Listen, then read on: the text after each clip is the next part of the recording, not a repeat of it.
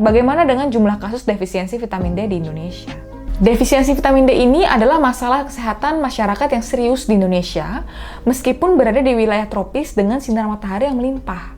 Jadi sekitar 33% anak dan remaja mengalami defisiensi dengan 60% kasus lebih banyak terjadi pada perempuan. Dan kadar rata-rata kalsidiol itu di serum sebesar 22,74 nanogram per mililiter yang tergolong sebagai insufisiensi berdasarkan tabel sebelumnya ya.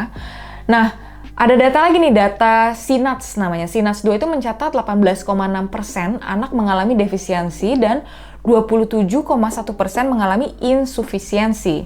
Didorong oleh rendahnya asupan makanan dan paparan sinar matahari. Pada orang dewasa sendiri itu 63% wanita usia subur, 93,9% dewasa muda, dan hampir seluruh kelompok rentan seperti misalkan ODHA ya, orang dengan HIV/AIDS, remaja putri dengan gangguan menstruasi, serta pengemudi ojek online menunjukkan kadar vitamin D yang rendah. Bahkan abang ojol, gengs, rendah vitamin D-nya. Nah, estimasi konservatif itu menunjukkan sekitar 16.000 sampai 29.000 anak dan remaja menderita defisiensi.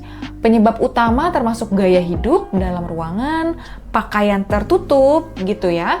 Jadi meskipun kena matahari, tapi kalau tertutup pakaian itu nggak masuk dia, nggak meresap gitu. Penggunaan pelindung matahari, serta rendahnya konsumsi makanan kaya akan vitamin D. Menegaskan perlunya intervensi nasional berarti ya, yang terencana dan edukasi publik. Karena kekurangan vitamin D ini dikaitkan dengan banyaknya penyakit dan kematian, ini telah menjadi pandemi yang banyak diteliti. Dengan banyak obat yang diproduksi yang secara struktural itu mirip dengan vitamin D, serta makanan seperti sereal dan susu yang diperkaya dengan vitamin D.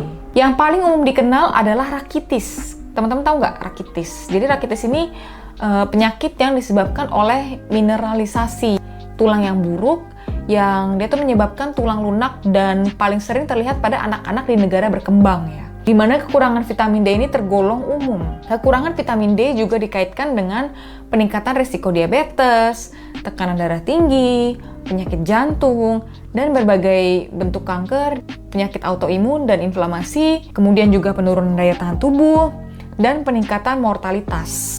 Vitamin D ini sangat penting dalam pengaturan kadar glukosa darah dan insulin yang penting untuk pengendalian berat badan yang sehat dan mengurangi inflamasi yang